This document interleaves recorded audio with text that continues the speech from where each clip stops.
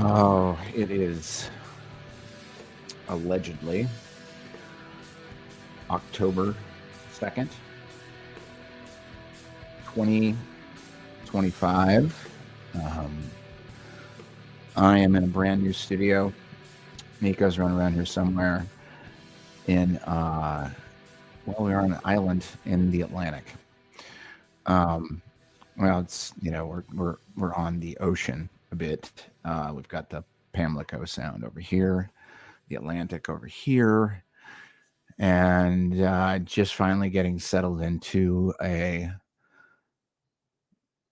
place after 5 months, a 5-month odyssey, and I realized that I've been neglecting the Reckoner channel quite a bit, and I had so many topics that I wanted to cover that on the tinfoil sombrero, there's so many people involved in that Nico and I took a hiatus from it to let Rico kind of get his arms around the show a little bit and let him keep going and doing his thing. And we needed to get kind of settled into a brand new house. It's more like a tree house.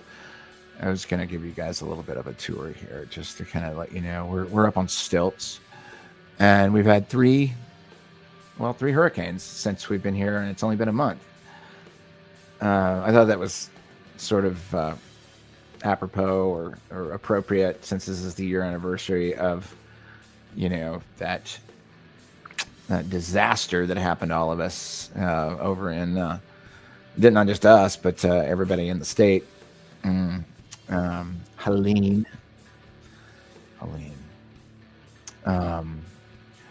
And we're still here. I mean, the worst that happened was we had some roads wash over the first time we were out. We spent some time with a buddy of ours in Durham, and this time we decided to stick around, and there were some houses that fell down and some water that ran over the road. So apparently when you're living on an island, you just have to get used to the fact that sometimes you just can't leave the island, which it's the cost of admission. It's the place. This place is magnificent. It's something that I've never experienced before. We're at the tree line in this place, so the treetops are about halfway. I don't know if you look at this out the back window, that's the top of the tree line, so we can see the ocean out that way, and then we can see the sound if we get up kind of over on this little balcony. We can kind of peek over there and take a look at it. And so this is really the first time, we did a couple of things on the sombrero where we had everything set up, and it's taken a hot minute to get our bearings and our surroundings to even start thinking about doing proactive media again. Managed to get the record release. We're going to talk a lot about that tonight. I'm going to play a lot of videos for you guys, and our friend Crumb's going to come by. It always promises to be a good time, and then I'll probably open up the panel, because I just haven't. I have checked out the last 2 weeks after the bullshit that happened in Utah. I just was like, I'm going to fucking sit this one out, because I didn't feel anything from it, and that was my first indication that I'm so used to that script that I just didn't care. You can already see it for what it is. So we may talk a little bit about that kind of stuff tonight, some Fiona Epsilon conversation, and like some other things. Talk about some music and a lot of stuff that's going on in the world. It's nice to get on the Reckoner and be on here and not be on a panel of like 15 people, which I know it's pretty stressful for the listener. This is more cozy and convenient, and I didn't really announce this show. I was just like, well, let's just get on and try to do something nice. There's Nico. She set the camera up specifically for me to the right side so that she could always just bounce in and just say stuff. That's how she works. But I did want to give you guys, I wanted to give you a little bit of a tour here of this. Yeah, this is going to happen all night. Let's see, which one is it? I think I have to go. Because if you guys don't believe we live in a treehouse, we really believe it. We live in a treehouse, literally in a treehouse. And it's not inside of a tree, but it's up on stilts. And it's above the tree line, and the trees surround the place. Let's see, let me do this here. Let's see, window, entire screen. I think this will do it. If I go like this, let's see, screen 1. Is that screen 1? Is it screen 2? Let's see. Window, entire screen. That would be, I believe, that one up there. So if I do this, and I actually find, because I actually recorded it tonight for you guys. Oh, there it is. Let's move it up here. I got 3 screens, which always makes this a lot easier. I'll move that out of that one for now. Move that over here. And let me get this up and let me see if this works. Okay. All right. And then here. Well, that didn't fucking work. Okay. Window. Let's see. Oh, maybe that one? Does that work? Okay, that didn't work either. Well, you know, bugs and things. Maybe if I move it over here. Let me see what happens if I move over here. Does that work? Let's see. Hold on. Okay, let's do that. Share screen and window. Entire screen. Screen 2. Okay, this might work. This might work. See if that does. Share. See if that works. Oh, my system preferences are being assholes. All right, I'll get to that in a little bit. Anyway, it's been very interesting. Been a very interesting 5 months. Those of you, most people in here already know the story. But it took every last bit of our energy and everything we had to get ourselves back into a living situation. We've camped. We drove all over the country. We saw a bunch of people. And just by virtue of keeping at it, we ended up in a situation over here where we could basically hustle our asses off to come up with some personal security money for a house on the beach. And I was like, one step at a time. Like we hadn't set foot outside of the house other than working and sleeping or outside of a tent for, you know, better part of 4 or 5 months. And we're back, and now we had some time to basically meditate, and we knew we wanted to get a lot more reckoner stuff going on, and we knew we wanted to, you know, the tinfoil sombrero is still keeping on, and we'll be back over there soon. But we've got some things we got to get going here at the house, and some of it's pretty important, you know, and it's in our lives, just getting our lives back together, that got basically torn apart. And it's a lot better. It's a lot better. I saw you, Liz, here. Welcome back to the States. That's kind of cool that you're back here. We're going to see you, it sounds like, here in a couple of weeks. In the meantime, this is the kind of important stuff we're trying to get up to here. Let me just go ahead and share this.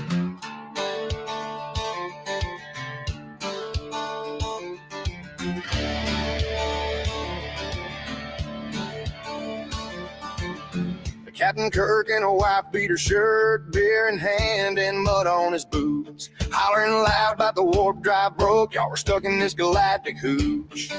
Spikes on the porch here, sharp as knives, sipping sweet tea, calculating life. Says Jim, that ain't logical, you're just drunk. But Kirk hollers back, Spock, hold my skunk. Beam me up, Bubba, this trailer's on fire. Scotty's grilling hot dogs with the plasma wire. We're boldly going where no redneck's gone, in a double wide spaceship with a rebel song.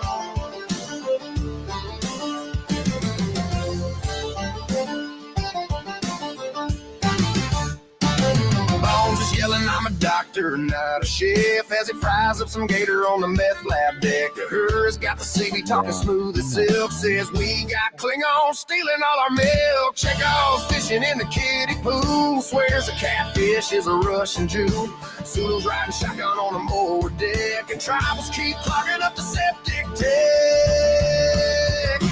Beam me up, Bubba, this trailer's on fire. Scotty's grilling hot dogs with the plasma wire. a double wide spaceship with a rebel song.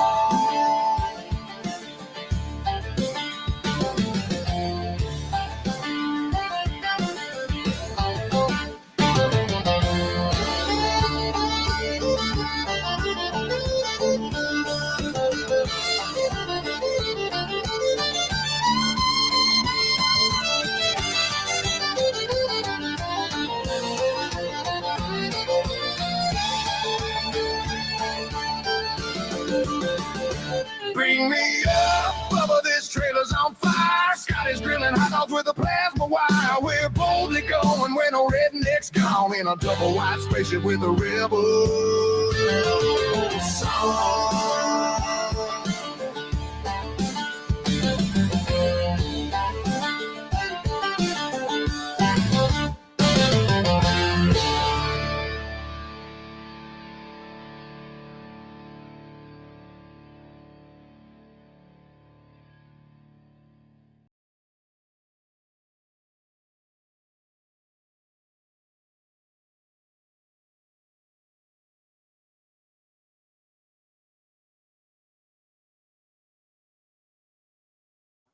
If it's white trash AI, I will show it. And some people are sick of AI, but I'll show it if it's trashy. Welcome to the Reckoner, guys. I'm still kind of working my way around this thing, but I'm going to stop sharing. There we go. Here we go. And talk a little bit about some of the upcoming stuff. We spent, let's see here. I think that'll get me back on here. We spent late July and August hanging out with a bunch of cool people. And we also managed to release a record at the same time. It was this big, long story where we pulled it down during the 2020 event. And we hung out in South Carolina. It's Mojo, I see you there, hanging out with Tommy, and took a bunch of photography and did a bunch of things and recorded an interview in Durham and just tried to like take up time in the midst of traveling around and trying to figure out, where we're going to live and that sort of thing. And it was weird because we had to basically hold down, managing a show while be on the road because we didn't have any of our stuff. And so we're doing basically everything from a pad, and then Rico's running some of it from his house. And, there was this whole, like, we felt like we were basically on a radio remote or on tour, trying to continue to talk to everybody over the course of, better part of 4 or 5 months. We were at NDB's for a while there, early on. And then, as we move forward, we got a little better at the cycle, and we're like, okay, we'd sleep in a tent and get in the Jeep and go somewhere that had internet, or, go to somebody's house that had internet and broadcast on the Sombrero. Though we had to put everything else off. We had to put off all the stuff that we had planned for the Reckon over the course of the last 5 months. And then because everything was pretty much all set in New York. And then once that got taken away, we had to rebuild piece by piece. A really good friend of ours, Dave in Durham, helped us kind of rebuild the studio and got some musical instruments kicking back in our place. But basically other than that, we're operating on a minimal wardrobe and a Jeep. Well, I got a wardrobe. She got a wardrobe from a friend of hers, Abby, thank you, in New York City. She got a wardrobe back. But it's been very interesting. And what I really wanted to do is, like, I wanted to put a little bit musical tonight. We're probably going to let it go for a while. That's why I'm moving pretty slow here, and probably open up the panel a little bit later. I kind of stayed out of the conversation over the last 2 weeks because I just knew how nasty it was going to be, which it was going to be nasty. And it was nasty, and it still is nasty. And this is one of the kitties that's now grown up, that grew up with us on the road. Now it's an adult kitty. Being a bitch. Yeah. So, so I'm just going to keep it easy starting off here, and we're going to, Crumb's going to pop in here in a little bit, and him and I haven't hung out in a long time, and always look forward to that. And then, we'll open up the panel a little bit. I wanted to show you something I did. this was before my third record, and this was like kind of pre-wake up phase for me, but it was bleeding out. It was sort of bleeding out in the way that I was doing media for the record, and I didn't really know that I was doing it because I was in it, but I wasn't in it, like starting 2015, 2016. This should work, but I wanted to just promo video that I did for my record Emporia, and you're gonna kind of get it what I was doing, but I didn't know at that point in time. Let's see that. All right, we'll share that going here. And then you can see kind of where my mind was. This was like 2010, 2011.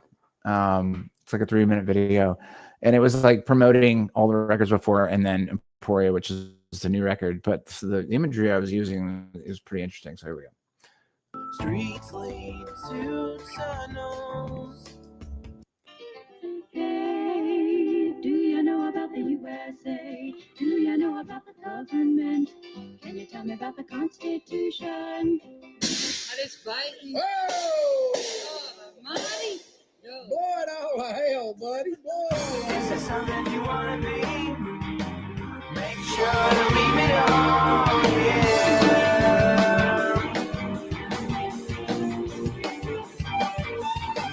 These places are infinite.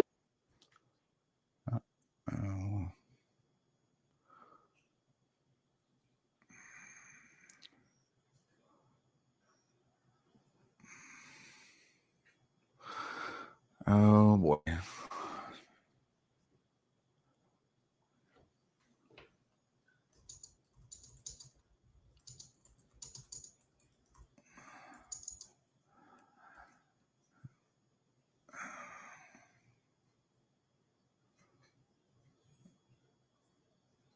Is the internet unplugged or anything? Oh. Did it just cut out? Yeah, it just went to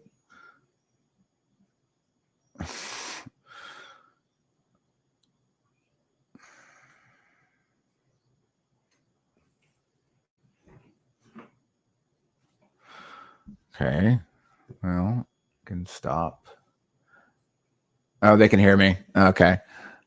Yeah, I just got let me stop that then. Okay. I think I got what Karen B's getting kind of sometimes. Yeah, Liz said she could hear us. Though, well, then that whole thing That goes. was weird. Yeah, that was really weird. Everything's running fine Your until. camera was on your phone. What's that? Your camera was on your phone. Why was my camera on my phone? I don't know. Your Wi-Fi is off on your phone, and your camera was on your phone. That's weird. Yeah, That's so weird. All right. Well, we'll try that again here in a minute. Let me just get out of that one. What the fuck is going on?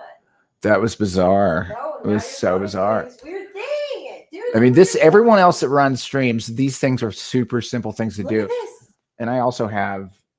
Why is it doing that? You have to get out of that. Get out of that. Turn it off. Just do that and whatever. I don't know. Were you trying to share a video while I was doing that? Shared it. I airdropped. You know what? That's probably what happened. No, it shouldn't have done anything. I shared a video to the map that was right here. Yeah. Anyway, there you go. So as long as you can hear us, it looks like my feed for the show is still spinning. Let's go. Let's refresh that. Oh, why can't I have a normal stream? Liz, can you still hear us out there, or did this just get bombed? 5x5, anybody? Wow.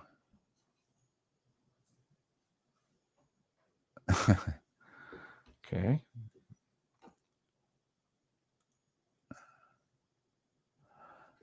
Right. Okay. Looks like the feed is back up. Okay, got it. All right. Sorry, guys. Here we go. So let me get back up here.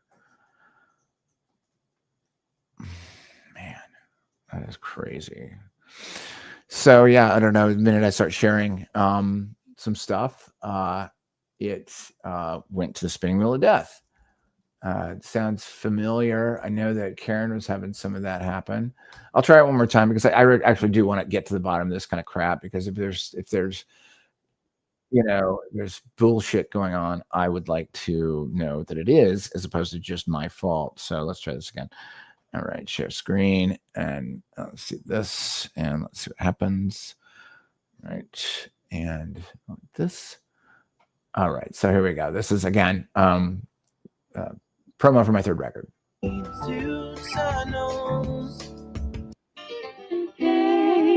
do you know about the USA? Do you know about the government? Can you tell me about the Constitution? That is fighting. Whoa! Oh, money.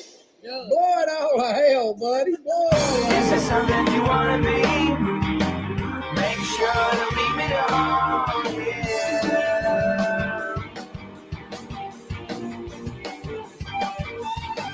These places are Some people have a deep, abiding respect for the natural beauty that was once this country.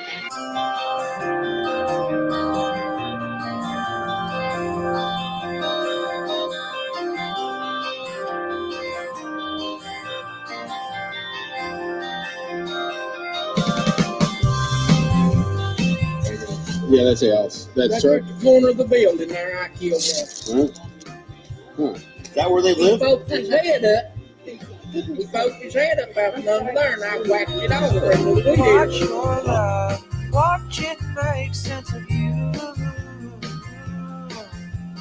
Careful there, people know how to see you. They are your friends. Say that again. To all beef patty, special sauce, lettuce, cheese, pickles, onions on a sesame seed bun. God looked up, he said my hands are clean. He posed for the camera. She was all he could see.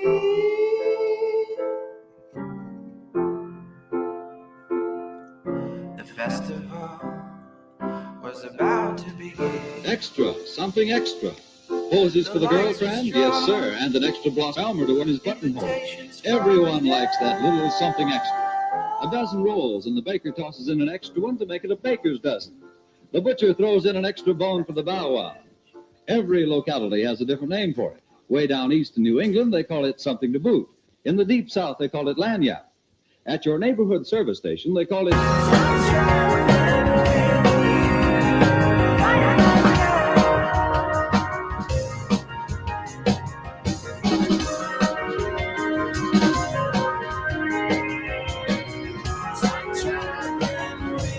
How much time do we have? Minutes? Days? Okay, so I want you guys to watch something here. If you're just listening, I'll explain it to you. This is something that I noticed only 10 years after I did this promo video. This was a big clue for a lot of us. Was a lot of the digital chicanery, or the photographical chicanery that was going on. I had just used old NASA footage from their website that they were promoting.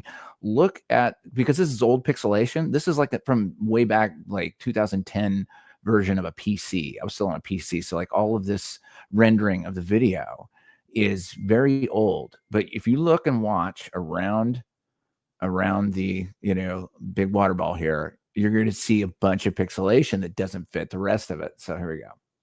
Months? Years? We don't know.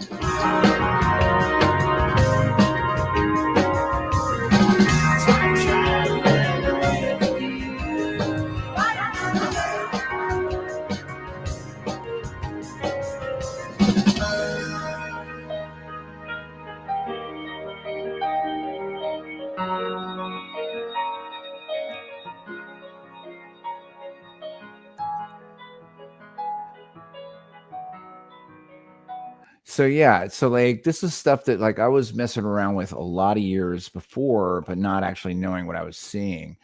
And a lot of this stuff seems to come up in a lot of my material because I was always interested in the space program. I was always interested in, everything space. I loved like rockets and shit. I liked anything that blew up, like fireworks and, so like this old fascination, from my childhood about space and everything else and about Americana and about like what it is to be an American and like, we're the guys that we did all this stuff, it's part of the lore of being, American, quote unquote, right? So like we were the motherfuckers that went to space. What you got, And so like I was very interested in this kind of stuff, and it shows up in a lot of the stuff that I was playing around with in multimedia back in the day, especially like when I was talking about my records and like doing a lot of the visuals and stuff like for the shows we did and everything else was just a lot of NASA stuff. There was a lot of space stuff because I, the metaphors of space and with love and everything else. I had fun with that, and it's one of those things where you kind of, hindsight is 2020. And you look back at some of those things. And then of course, 2015 on, we immediately started looking at the weirdness of our alleged space program. And we started looking at the weirdness of things that just didn't add up. And, I'm still over here geeking out over the fact that, oh my God, that was that big of a hoax that we're sitting over here now. We're like, what? And there was something else that came out. I'm definitely going to show you this. This is recent, actually. As long as Facebook doesn't just make me, or the computer doesn't make me do a thing here. Hold on. This was just like a day ago or two. Let's see. All right, so let's go share screen here. I think it's this one. No, it's this one. Maybe this one. Yeah, this one. All right. So this came out the other night. And just check this out. This is a guy. He's got the thing on his chest. He's allegedly looks like he's got a NASA thing, and then he's also got Air Force and a couple other stamps on there. Let's see if this works. This is the first time we're going to send humans to the moon, and we're going to have humans in low Earth orbit. That is awesome. Like, whoa. Here I come. Oh, here. Wait, hold up. What was that? One more time. This is the first time we're going to send humans to the moon, and we're going to have humans in low Earth orbit. That is awesome. Like, I thought we'd done this before with technology that was less powerful than what we carry in our pockets all the time. You're telling me, no? Wait, this first time. This is the first time. But you've been gaslighting us for years, telling us that we're crazy for saying you didn't do that. This reminds me of something. Oh, what was it? The scariest moment of the journey. Scariest. It didn't happen. this is the first time we're going to send humans to the moon, and we're going to have.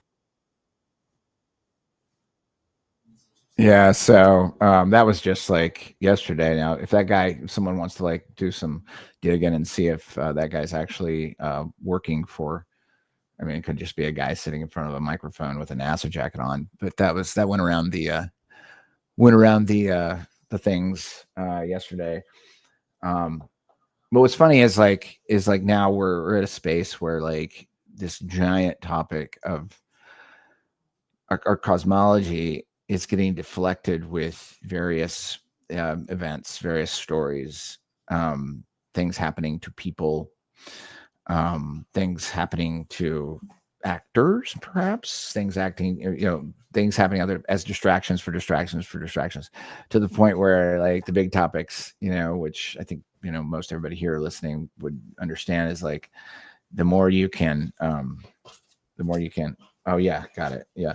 The more you can, deflect and basically send somebody on another rabbit hole and multiple rabbit holes away from the most logical thing that you really ought to be concerned with, would be, the place that you walk around in. I would think that would be of utmost concern to everyone first, and then you can work on your spiritual journey after that, whatever that is.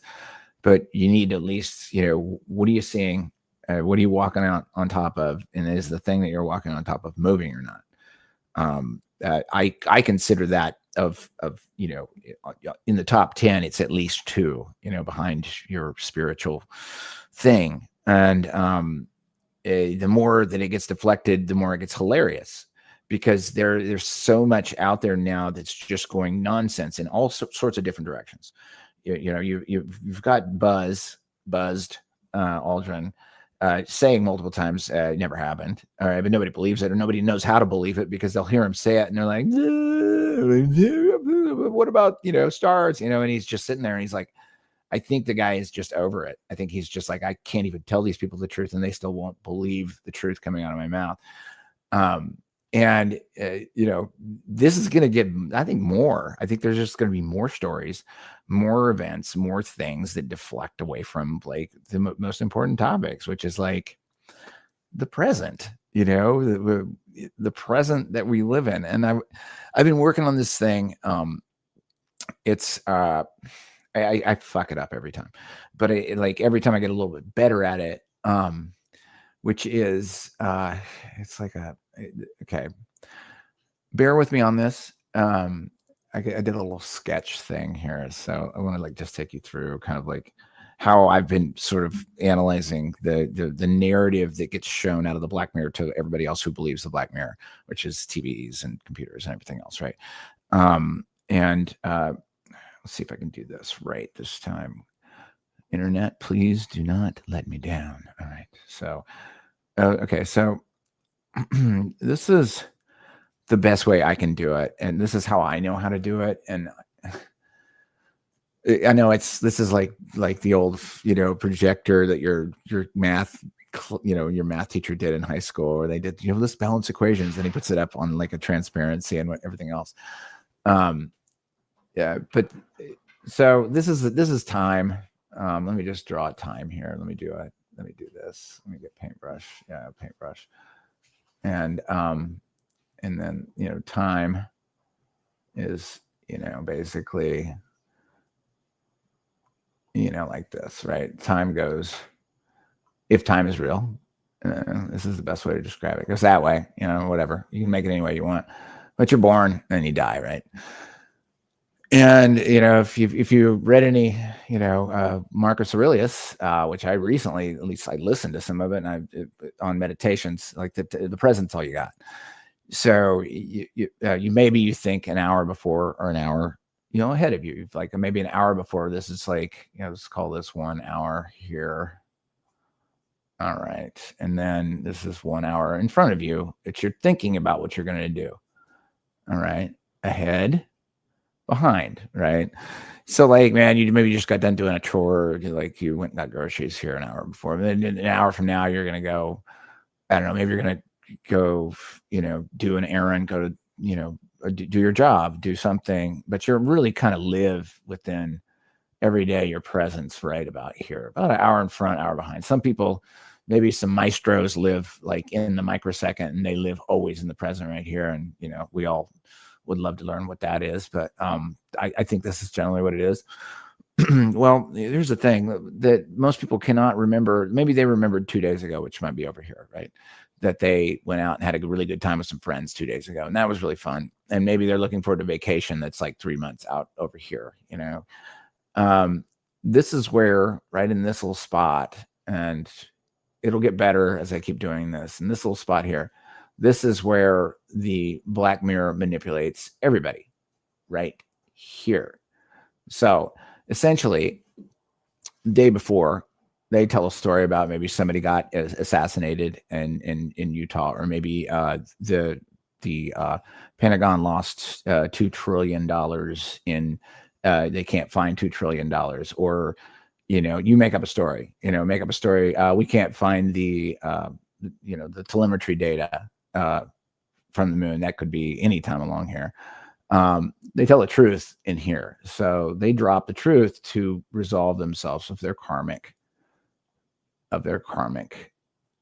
what they owe. They tell the truth right here in this little spot. This is karmic relief. That's what I'll call it. Sorry, apologize for my karmic relief right here. Man, that's so bad. I need a pen, right? Oh my God. Can you read that? So anyway, they tell the truth in here. And then the next day, an event happens, any kind of event, doesn't matter. They tell an event here, even though they told you the truth yesterday, this event gets everybody to think about right here. And everyone's suddenly in the moment thinking about this. They forgot that they said, hey, we probably blew up some buildings about 20 years ago, or we lost a bunch of money, or we have been, I don't know, murdering millions of people. And they'll tell you the truth over here. And then the big distraction happens in here. Call it the big D. Big distraction, right? In the meantime, while you're distracted here, they told you the truth here. They stripped themselves of all their karmic weight. While you're sitting here focusing on the bullshit that happened here, they're writing the script for tomorrow right here. And then they repeat. They rinse and repeat this cycle right here over and over and over again. Tell the truth, obliterate it by telling you some bullshit. In the meantime, while everyone's fighting about this, over here, they're writing a new script for tomorrow. Marcus Aurelius, the only thing we have is the present. If you can control the present, control the past, control the future. That's it. And I'll get better at it as I try to do this and try to get it better. And maybe I'll actually have a graphic for next time. This is where we're at right now. When I'm talking to you is right in this little spot, and an hour from now, we'll have talked about this. It'll move down to here, and then we'll be on to a different subject. This is how the Black Mirror and the mainstream narrative operates. And the more you start to look at it, the more that the whole incident in Utah absolutely I had no feelings about it. I was like, I've seen this script before. I've seen this. The only thing that's different about that thing that happened in Utah is that I don't know if jumping the shark is the right word, but they put so many rabbit holes into it for people to follow that it almost felt like it was on purpose, because it was just too over the top. It's like even normies were finding out, like, this is stupid. This is too many. Wait, what? They're like nobody knows what actually happened. And that would only tell me that perhaps it was on purpose. I stayed out of this conversation for 2 weeks. I'm going to stop this because that's another really retarded presentation that I got a little bit better than last time. But like that's what we're looking at. And, being a musician, I live in the present a lot, because if I don't, then I fuck up the notes and, end up ruining a show for everybody. So that's kind of how my head works, when it comes to that. But hold on a second here, getting my stuff back here. There we go. But anyway, so as I move forward in this, and I get a better way to show that, and you can see it in real time that's what's going on with the news. And that's what it's always been, just control of the moment.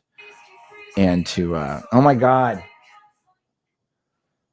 Nicole, she's got a new toy. She's got a new toy in the back. Sorry. Sorry.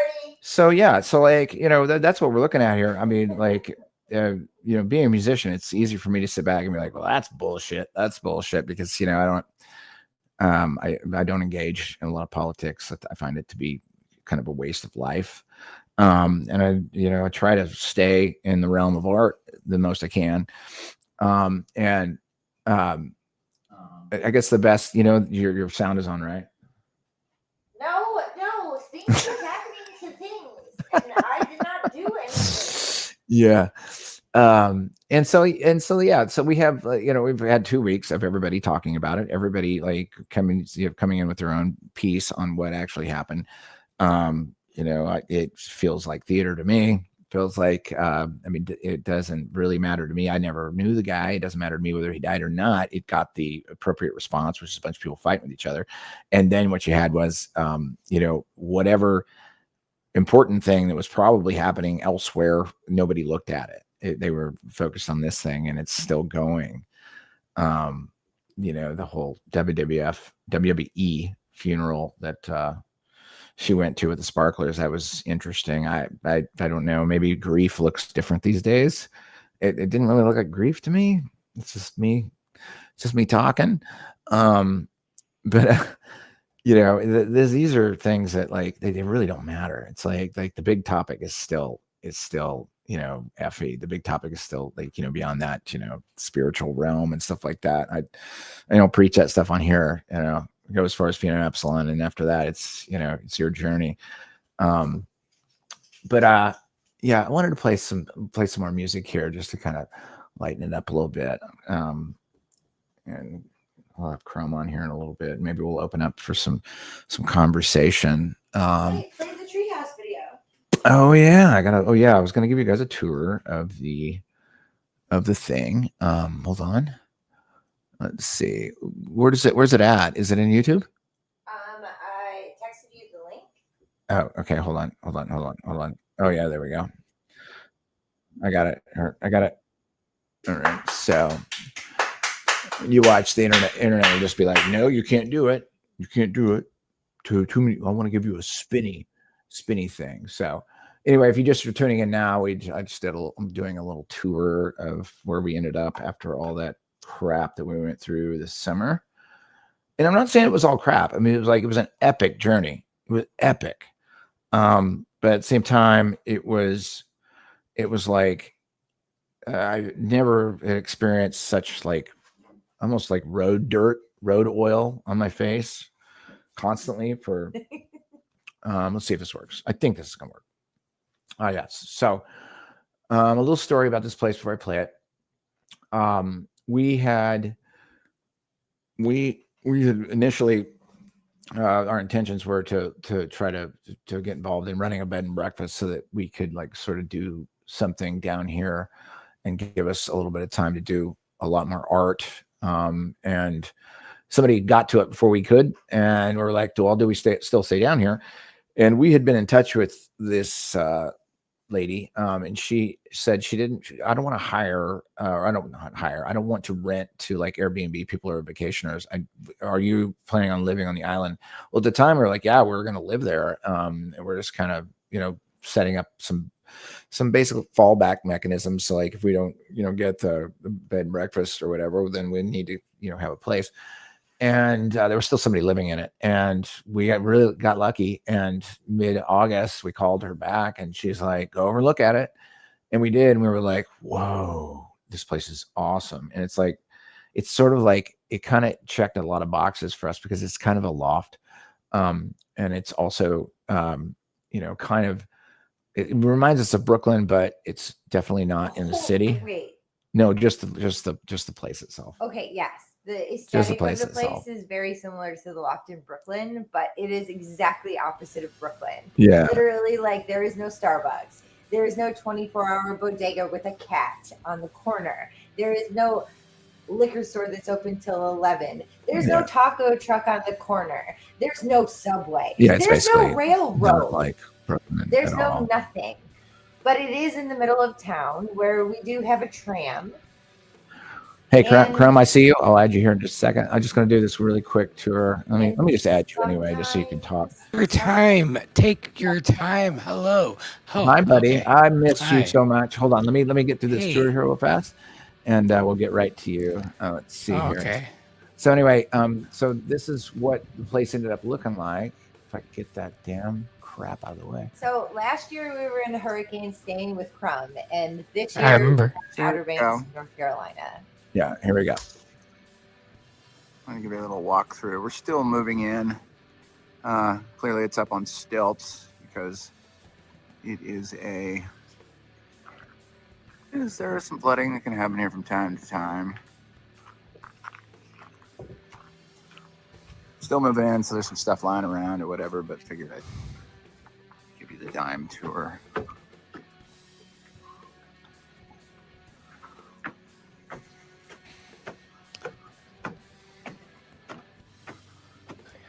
Got a little deck that surrounds the place.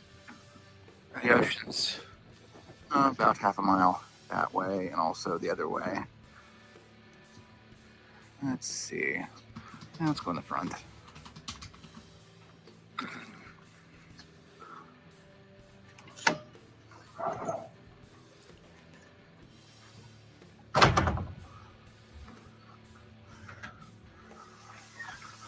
Keep it to the left because the right side of the house isn't quite organized yet.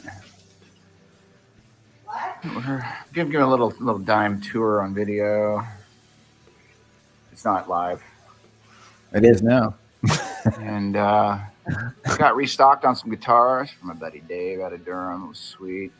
We soundproofed the lower area. Got a little wood burning stove. It doesn't really get that cold here, but we'll probably use it maybe 2 weeks of the year. Back porch with some swinging chairs. It's kind of fun. And then, laundry room.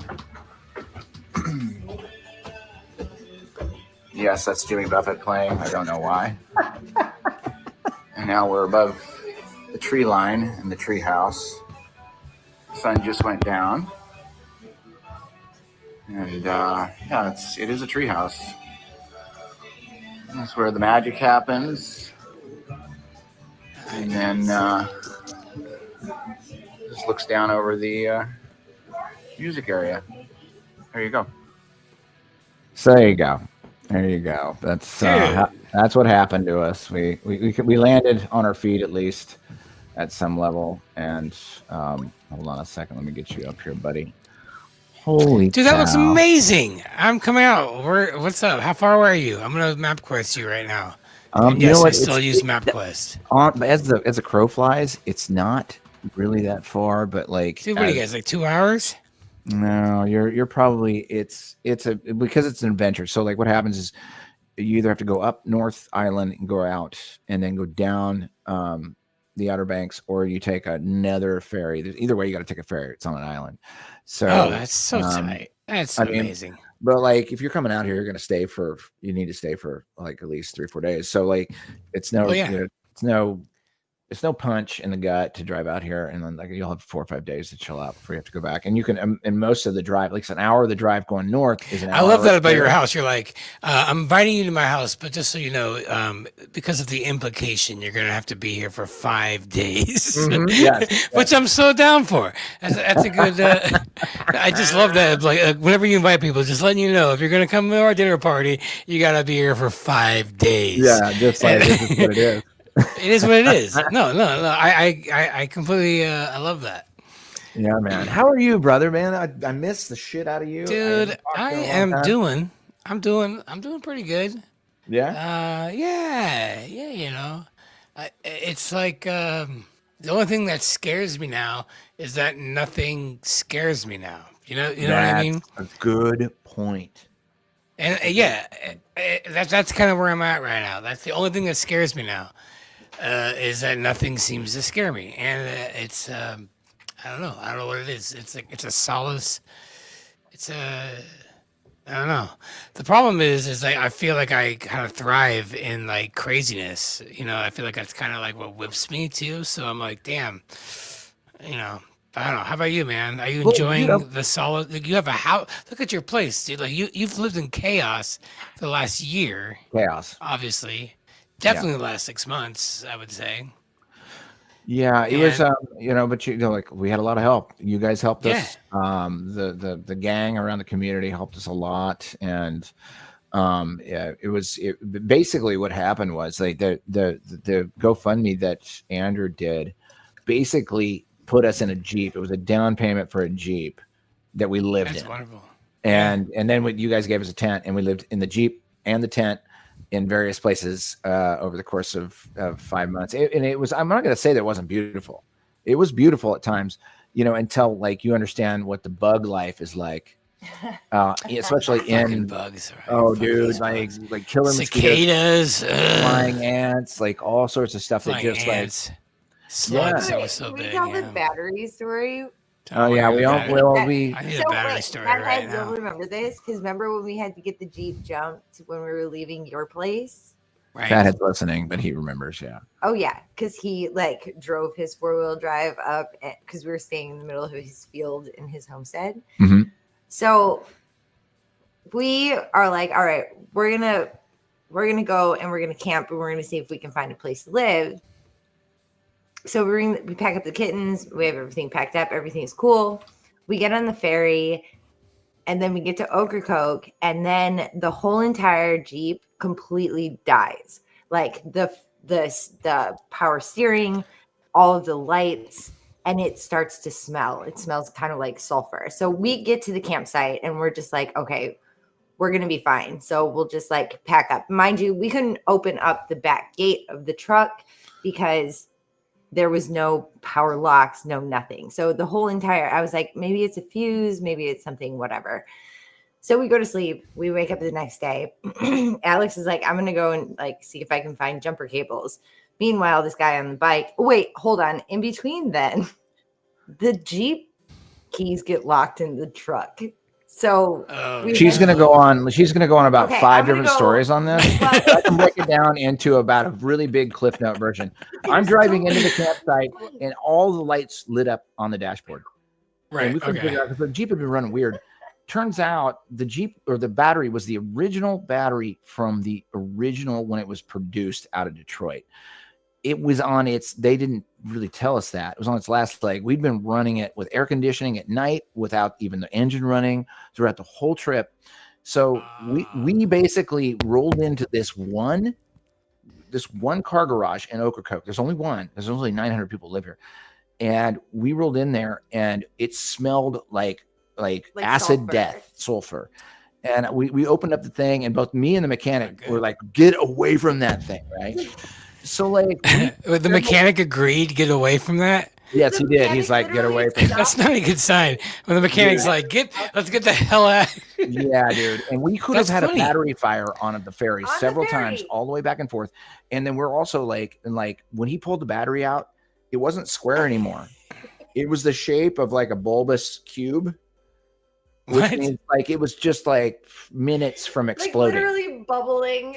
Like battery fire. Are you serious? It had like a 5, 4, 3, 2, and 4. Yeah, Just it like was was right like, there. get it out of Yeah, it was right there. Yeah, so it's like, I mean, Whoa. this amongst a number of things that occurred for us that we just sort of dodged. So like, I feel like this year, can I just say something? Can I just say something? Yeah. I'm glad, but I feel like this year was a little bit of a reality check for the Flat Earth community, and we all needed to kind of just get hit a little bit, maybe just to better ourselves. It seemed like this year was like the year where Flat Earthers needed like a personal reason to kind of, I don't know, have some, you know what I mean? Like we needed some problems in the personal arena to kind of work with. Does that make sense? Yeah, it does. It does because I think like, that wave was riding really high and like everybody's Super like, high. and like, it was almost like the universe needed to check us for a minute. I'm not saying that we're not wrong in our thinking, but it was like, No, everybody, but we need to get better at it. We need the next stage. This is like a test to like test our strength. Yeah. And I just feel like this last year has been like a poof. It started with Helene, at least like in our experience of Helene. It wasn't the experience that people in Western North Carolina had, but we were right there. We were right there at the headbutt of it, and it was like, what is this? And so of course all of us try to find meaning, and like of all the times when a hurricane would just like come right at us. That was funny. Yeah, we all slept through it. You know that, right? Yeah, we slept through it. We all woke up and we're like, "Oh, the electricity's off." But we drove across. All the river. roads are completely just closed off with debris. But yeah, that was fun. Yeah, we stayed up all night. Remember? We jammed. We practiced.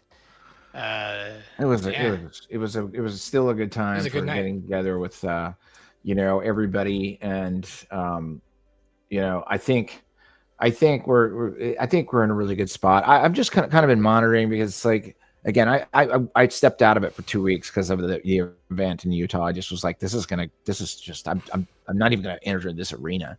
And doing that actually was kind of a smart move because like I was able to sit back and watch all the trails of everybody's little stories going every which way but loose. And I'm still in a very comfortable position about how I think about it. And I don't care whether anyone believes me or not, but I'm just like, this is the same thing that we go through all the time. I've been listening to Alan Watts. Kind of like the way he's talking about it. He's like, you can't take a superior position when you're talking about these things. You just can't, because everybody everybody has to go through their moments on their own, or else they don't bear the fruit of learning what it is. All we're sounding like is a bunch of fucking assholes. Yeah, 100%. We are. Well, We are. And you know, I'm just realizing like the best thing we can learn is not needing somebody else to see our point of view and be okay with that. And I think that's the next stage, is that, like, you know, coming across something so gigantic, it's only human nature to like want to spread it and be like, what the fuck? No, this is the thing. They're really doing a number on us. We have to this but you know, this last year has taught me that, like, that era is over now, and it's more about just kind of being okay with it, and just allow, you know, like what's going on with like Candace Owens is like, oh my god, I can't believe that right versus left is a fake thing, and these are like, oh my god, this was like 10 years ago for all of us, you know, and we're watching like just what we kind of sparked a long time ago just become more and more in the mainstream, and just it's kind of nice just to like watch that happen, because at this point, like, we've, you know, it's we don't need to argue with them anymore. Like, the spark is like it's all in momentum, and we've done the work, and so like I don't want to fucking think about conspiracies ever again. I got this like 2 acres of grass and shit. I'm having a grand old time playing music, is enjoying the simplicities of life. I can give 2 fucks about Charlie Kirk. I do give a fuck about Gaza. Just like, I can't stop watching what's going on in Gaza, but like I would really like to get off of that. Like I feel like I can't stop watching that, but that's it. It may not be your war. It may not be your war. It's definitely not. There's a lot of people like voicing like concern about that whole thing, and it's fucked up. But like at the same time, it's not your war. And you know what? James Robertson, he was over at Guru, the Guru thing that Alex Michael did in Spain. I saw that. That looked cool. Those first patrons and shit. It was like I was like, they had a picture, and like it was just like everybody. It's not everybody, but like everyone that could make it was there, and I was like, that's the most interesting dinner party of all time, I think. You know, because they managed to get a bunch of people together.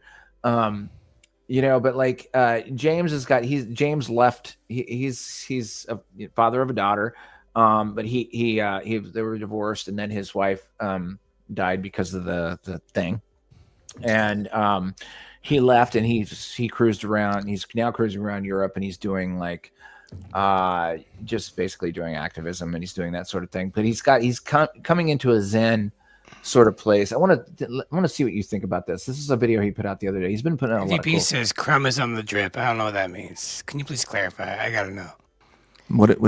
Sue Fiona says, I used to listen to Alan Watts. I still do, but I used to too.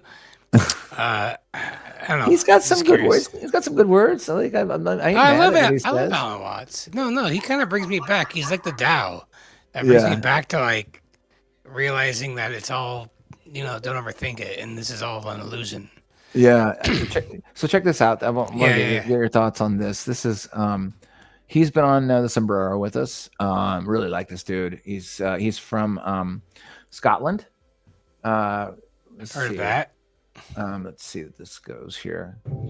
Have you ever wondered why, for so many truthers, flat Earth seems to be a step too far? I mean, have you ever noticed something weird about the truth community? They've chased rabbit holes so deep. Governments, monarchies, religions, corporations. They've pulled back the curtain on lies that have literally lasted for centuries. We'll tell you in one breath that all the history's been staged, economies are engineered, our minds are continuously being hacked. And we'll nod because the receipts are massive. They are. I mean, it's self-evident at this point. You can't even question that. Right. But when you say the words flat Earth, and suddenly the same people, eyes roll in the back of their head, suddenly the rabbit hole has a no entry sign, and they'll scoff and they'll laugh and they'll call it a conspiracy too far. That's crazy, James. Sure. But think about it for a second. The same people who've accepted entire political systems are literally designed to control populations will still insist with the full force of outrage that the official story of space is sacrosanct. They'll defend the idea to the death that we live on a spinning globe hurtling through an empty nothingness, chasing a nuclear-powered fireball 93 million miles away. And they'll do it all the while admitting that they don't trust the news, they don't trust institutions, they don't trust the tech or the elites. How does that work? How do we go from they've literally lied about everything to, well, but not about this one thing? Where do exactly. We keep falling for the reality of it. Like I keep thinking that, like, oh, maybe this is real. Then I'm like, God damn it! You know what I mean? Like they keep bringing me back in sometimes. Lived experiences of the world around us. Yeah. And objective reality. Yeah. Please explain how that works to me. I'm not asking you to switch your positions on the coin. I'm asking you to be consistent. If you value evidence, then be consistent about it. If you distrust institutions, well, apply that skepticism evenly. If you follow receipts, they point to corruption, well, follow them if they don't point to, even if the answers make you feel uncomfortable. Because the real question isn't whether you end Who is up this here guy? or Do we know there. this? Is this guy? Why do we pick he did the Loft podcast and others from to dismiss? Is it the proof that convinces us? Is it the convenience or the comfort? Or maybe it's the fear of looking foolish? You tell me. So next time you hear someone say they've exposed the lies of kings and corporations, ask them why they still trust the biggest spectacle of all without the same scrutiny. If we're serious about truth, if it can't be a selective hobby, it has to be a habit. Drop your thoughts in the comments below. So yeah, so like I like that one because I feel like it's kind of the biggest topic, but I don't. Again, it's like I agree, it is. And before Flat Earth, and then obviously was forced on us the COVID thing. I don't mean to cut you off, but like was what's going on in Gaza now. Like I remember thinking, holy shit, I went too far down the rabbit hole. I can't have these thoughts. This is like the kind of shit only can be on BitChute. And I'm having, you know what I mean? Like I'm like the baddie in every Steven Spielberg black and white movie by thinking about this shit. And like by going down that rabbit hole, you know what I mean? Yeah. And then all of a sudden, like, but now that is so mainstream to the point where there's, I don't know if you've read in the last couple of years or seen what's going on, or they're cooked. Israel's cooked right now. So bad. And it's weird to see the shit that, like, I was really afraid, more so than talking about Flat Earth. I've been more afraid of bringing up what's going on in Israel. Honestly, I don't talk about that nearly as much as I would want to. Where Flat Earth, I have no problem talking about, because I feel like at the other end of that, no one can legitimately get offended and, you know, cause some sort of case for me being evil. But but with Flat Earth, you can call me crazy, and that's why if I act like, you know, have some fun with it, no one's gonna give me a hard time. You just have to kind of give up on anybody taking you serious outside of this truth circle, which I'm fine with.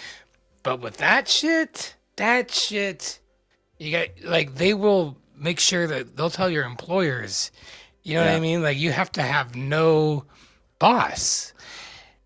And it's just, and so that scared the shit out of me for a long time talking about. But in the last 6 months, I've noticed that no one gives a fuck anymore. And that's crazy to me. I'm sorry. I know this is your channel. I'm being as careful as I possibly can. No, you're fine.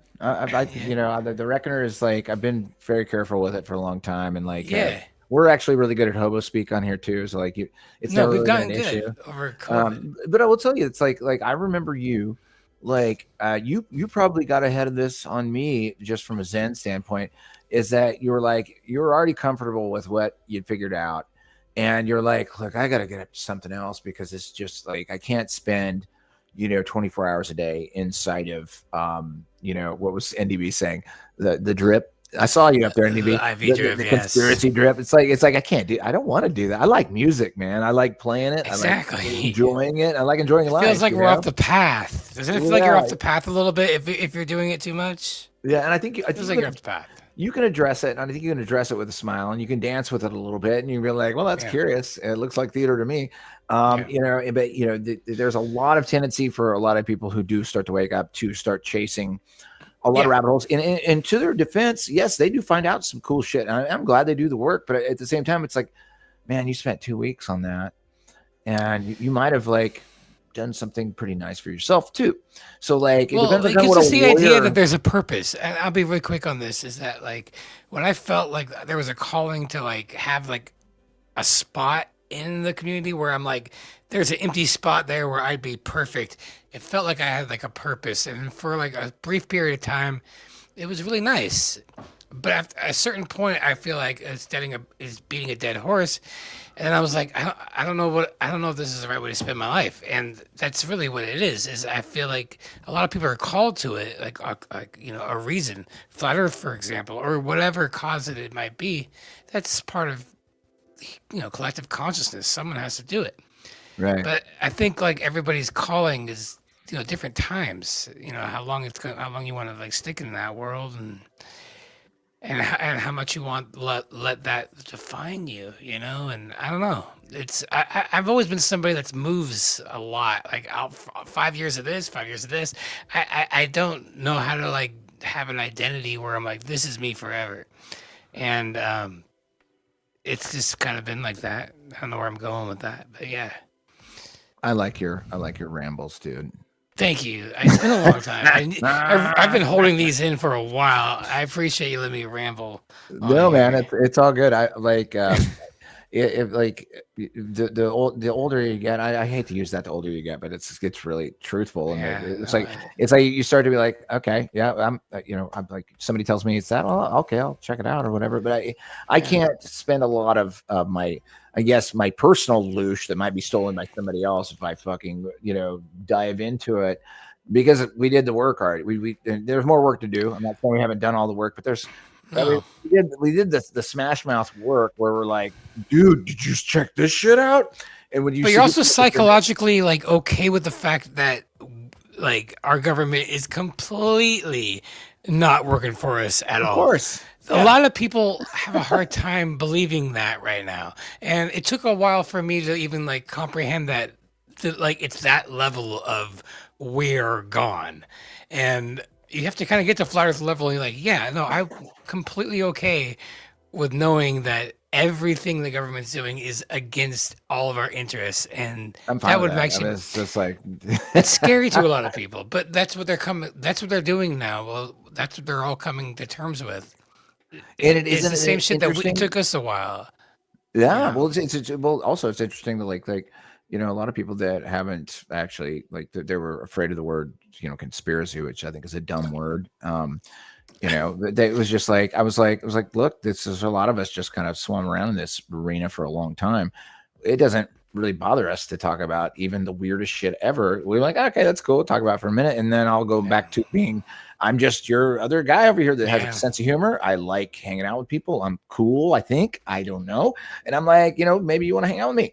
And, then when you have the C word printed on your forehead, you're like, I need you to get past the imprinting inside of your brain, what you think I am, because I'm just thinking about stuff, which is like, the whole, reverse psyops, conspiracy theory. But like 10 years ago, like it wasn't cool to be, I mean, not cool, but like anybody that wanted to be a conspiracy theorist, like they were not as welcomed, and a lot of people just really, really avoided them and just kind of wrote them off at that time, where now it's become the norm. And I remember thinking, like, even just the idea of thinking about the moon landing being fake was like, oh crap, I'm gonna be one of those guys. And then like every new one that I added onto the list, like a fucking Boy Scout notching on a fucking patch.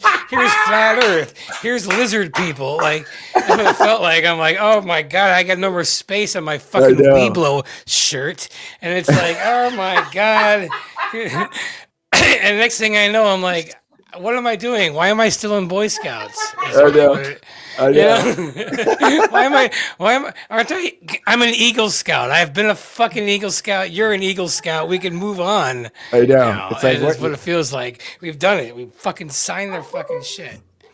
I know. Anyways. Well, I can secretly say that I'm now to the point where I'm like trying to silently move things with my mind. It hasn't worked yet. I'm like, dude, but let's start there. That's great. That's the next step. That's a logical step for both of us. I like it. Hey, are you gonna stick around for a hot minute? Yeah, dude, I'm here, man. I'm here for a minute, if you don't mind. Without me? I just was talking about moving You're objects. practicing like carry shit without me. Dude, I'm gonna move that guitar behind you guys. That's the wind.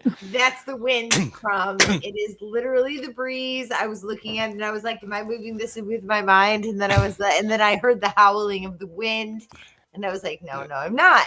So part of this is music too, Crumb tonight, and I want to check out some of the tunes too. Waves and Tide. Waves and Tide. This is a video that I haven't released. It never got released. Bring it. I love this song. Take a quick break here, guys. We'll be back in 5 minutes. Love you. Bye.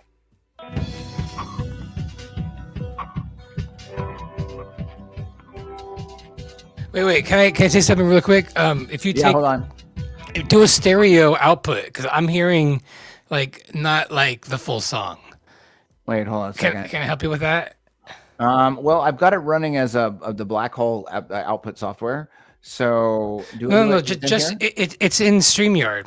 Okay. Turn off stereo echo. Just you need like Oh, an audio. Hold on. Okay, gotcha. An audio, yeah. Just make it like true stereo sound so we can hear it. In settings? Like how it's, in settings. So we go to audio, and then I go echo cancellation. Turn it off, right? Yeah, turn that shit off. Okay, it's off. Let's see if this is better. And then you can mute me, but while you're playing this song, make sure, and if there's an option for stereo audio, do that. Okay, I think. Let me check. This is a learning experience, guys. Back in the studio, first time in a long time.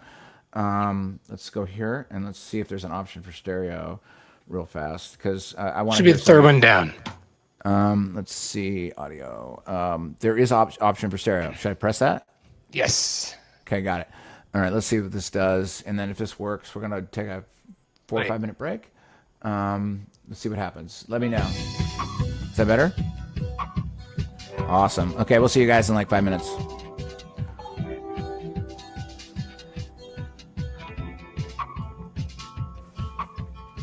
Actually, no, you're not playing it through this. Oh well. Wait, what happened?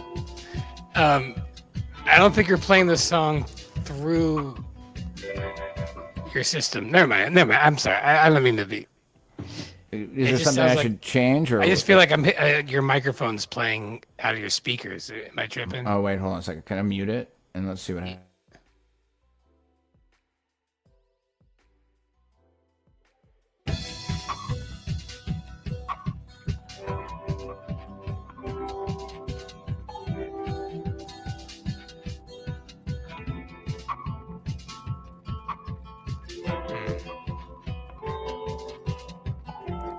How's that? No, I still not hearing it very loud. Is it loud? Hold on a second. Is that better? Yeah.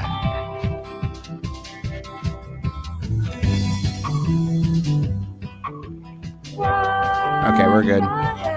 See you guys in a sec.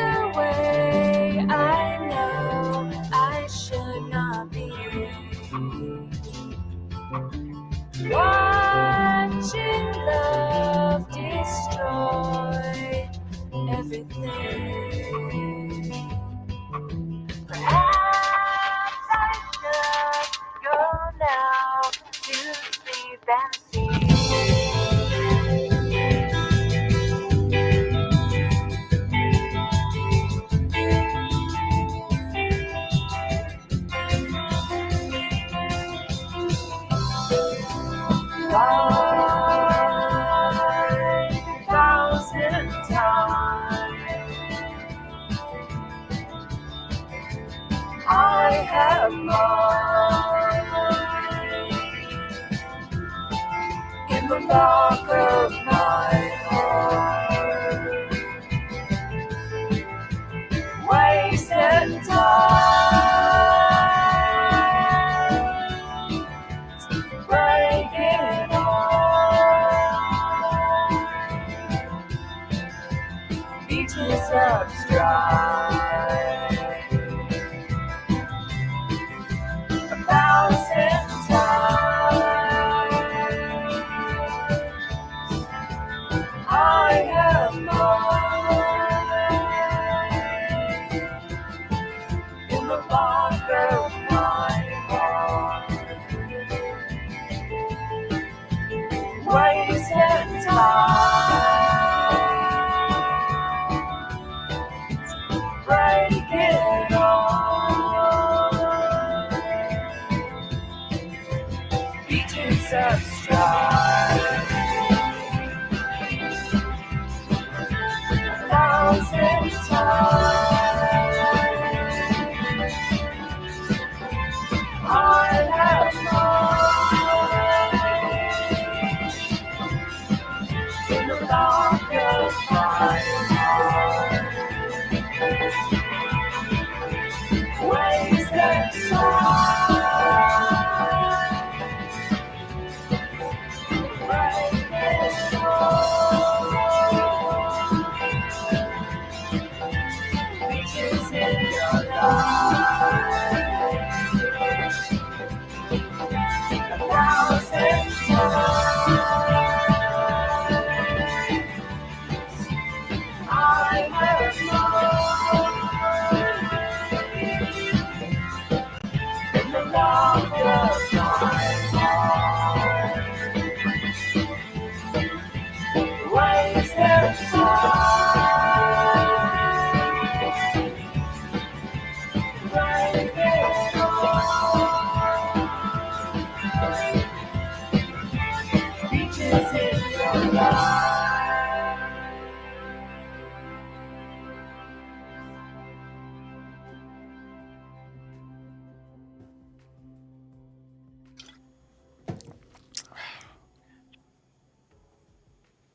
Oh, that's a fun one. That's a fun one. A lot of videos I haven't released. Let's see here. Getting better, getting back into my craft. There we go. Hey. Aw. That was awesome. Yeah, it was a fun one, and it never got released, just like a bunch of other stuff that didn't ever do That's it. a great song, though. It's a really good song. Thank you. It's beautiful. Apparently, the only songs I can play on my channel are my own, and then if I get a copyright strike, then I can go back at them and be like, dude, that's my song, dude.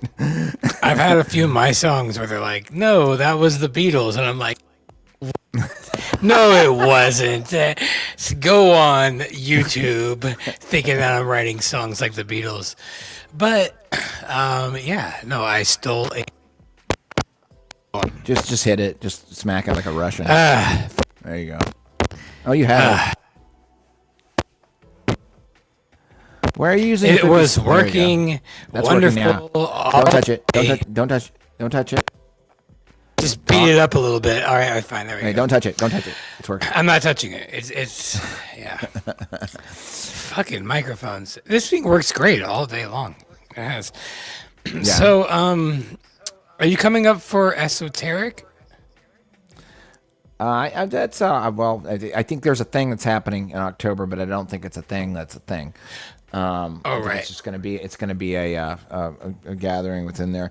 The Quartzite thing, we're still kind of like we're considering it. It's well, if we drive it, it wouldn't be that big of a drive for us after what we did for the last 5 months. So like that doesn't scare me. I'm kind of more like thinking of like if we could catch a cheap flight out of Wilmington and somehow get to Phoenix, and then Tony Corliss comes to take us out and take us out there. Maybe right. we go. But you know, it's one of those things where I want to be there in spirit. And wait, what are you talking about? What are you talking about? That's the International Truth. I'm not talking about that. I was just saying, like, if you're going to be coming out to North Carolina this. No, we're coming out to you guys in like 2 weeks. Oh yeah. Yeah, we're that's gonna what be I'm talking about. Yeah. Yeah, I mean that's more doable. And then offline, you and I need to talk about January with Tyler. That's offline. Yes. That's Dude, happening. he was jamming with Eddie Vedder. Yeah. He's we're gonna go to his studio in January. That's all we're gonna say about it right now. Yeah. Up there on stage playing with it's already happening.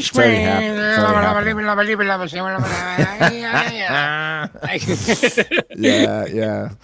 That was fucking cool as hell. I love that. But guy. I want to we can still talk. I'm gonna open up the panel here in a little while, but I would like to I want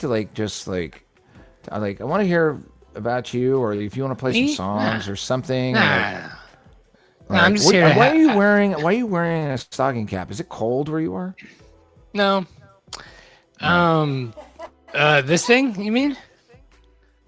Yeah.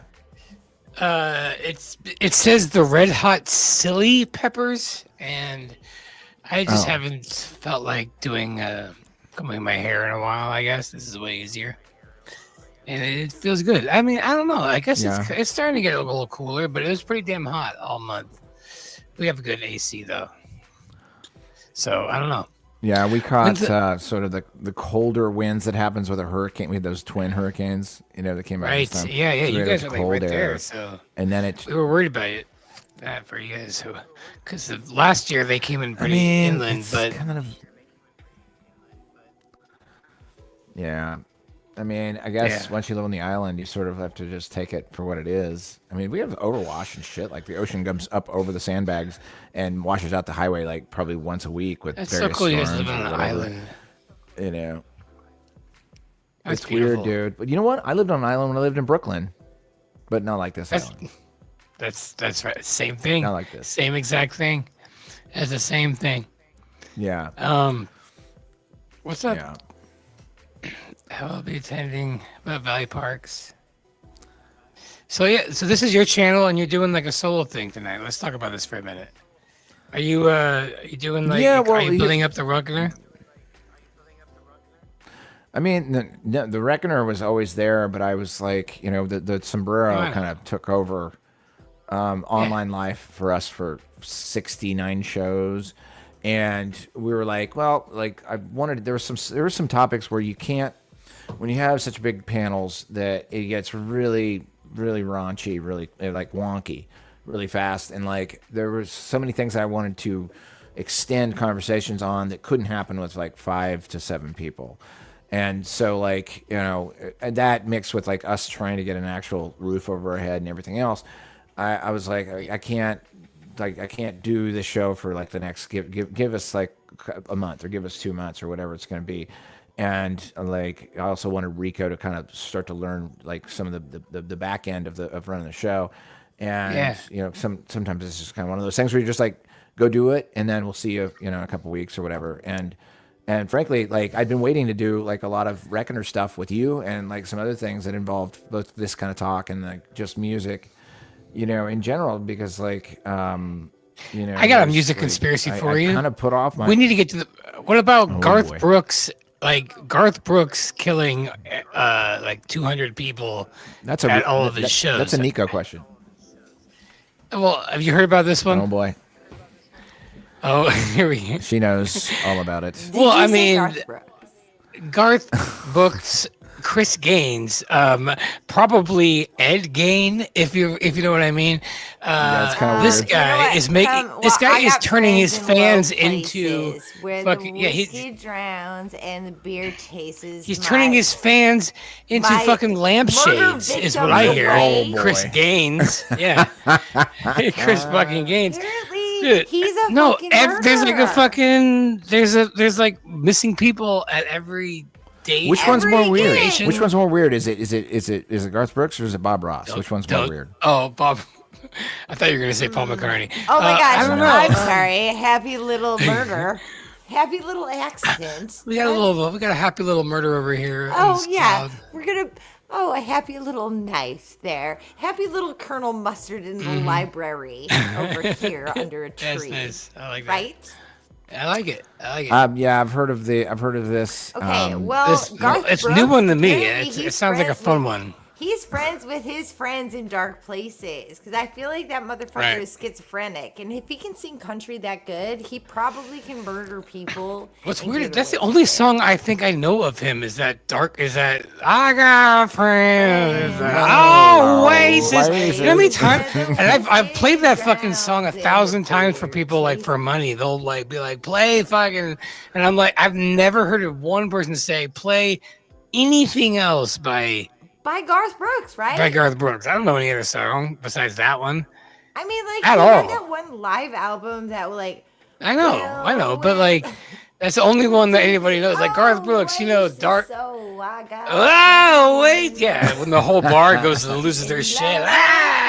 Oh my god! Can we please make a parody to that song? The whole song in my entire life is like this is what I watched the whole bar doing.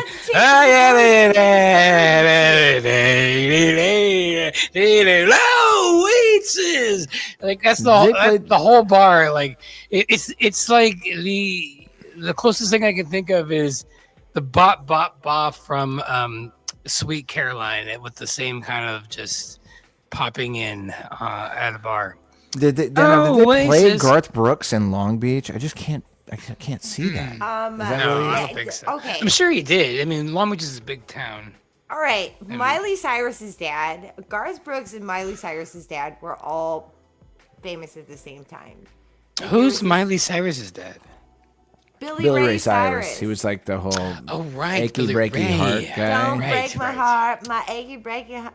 I just That's don't right. think you'd understand. And then you got I Garth remember now. Brooks, who's like, well, the whiskey drowns in the beer. I mean, it's chases creepy. My fucking blood My away from the blues person I away. just Is it murdered. possible that they create these stories just to make their artists look even more like mysterious? Yes. Maybe sell one This more record. is exactly what they're doing. Of course, that's what they're doing. No, that makes no, way more sense than what they're actually. There's no. We didn't replace Paul McCartney with a clone in a week in 1966. The most likely candidate is that it was a marketing thing and Oh my it worked god! good. So everyone. has Occam's been a razor hologram is the it's whole time, probably just like Charlie Clerk. yes. That's Occam's razor, and I'm a big fan of that. A big fan. Occam's It razor. is. That would be a classic example of Occam's razor, a marketing trick. Yeah. Can Occam's razor slice through holograms? I don't know what you believe mean by he can. that. Anyway, what I wanted to ask about just had to do with you. Like, where are you at music wise, man? Well, I don't know. I'm just having fun. I record a little bit in my spare time, but not much. I don't know. Yeah. Not much at all. I'm enjoying just the simplicities of life at the moment. Yeah. Yeah. I'm digging the Carolinas. I mean, like, I never bad, thought. right? I never thought like This it was your idea. We've finally was. look at this shit. We can 2 say years this ago. now. You're at your house. I'm at mine. 2 years ago, Yeah. yeah. You sat there and you said, "Listen, Crumb, I need you to get on board with this shit. I'm going to the Carolinas." That's what you said to me like 2.5 years ago, and I'm like, I don't know, man. I don't know if I can do it. I was And a then- little behind schedule. I'll admit. You know, but no, and- you set the fucking wheels in motion. You did Yeah. that shit. I know. But you know, there's a whole bunch of us down here, and like it's so funny. We're still about all the either 4 to 7 hours apart, but somehow it's a lot better than 30 hours apart. You know, from Gotham and you know other places because there's a contingent out on the left coast and that sort of thing. But like it's nice to have the possibility of like having a little bit of downtime and not dealing with I guess the accoutrement of living in the city, which is oh my god, you're sounds running stressful. around. Well, it's just you get used to it over the course of 20 years, and now like the big challenge for us is slowing down. Like I don't know how to slow down. It's like, am I supposed to be doing something right now? No, I know what you mean. It took me like 6 months to like be like, oh shit, slowing it down. Like yeah, 100%. slow. It's cool. It's not bad. Yeah. It's not bad. It does leave some time for the creative side, which is like what we were going for, you know. Yeah.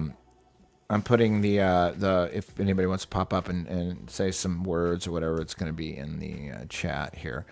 But like, dude, also out here in Ocracoke, dude, you would fit in, like, I mean, you'd be working every night, dude. You got to come out. I mean, it's like, you seriously have got to come out. It's like, I mean, I'm down. It's crazy. The music community here is like wild. It's like, and they're all competent. I was like, I'm going to an island. Are they going to be really bad? No, they're actually really good. I'm like, no, that's probably where they're this all is weird. That's why it's legit. Yeah. How far away of a drive was it? Like a 3-hour drive? Is that what we're from thinking? From you, you're, I would say 7 or 8. It's 7 or 8. No way. We're in the same state. As the crow flies, it would be 3 hours, but like you've got a bunch of geographical issues that you run into, mainly the Pamlico. So you either got to go up north and come back down, or you got to take a ferry. Now that granted, once you get to the ferry, you don't have to drive. You just get on the boat and you just, you know, and you don't drive. You're on there. That's really cool.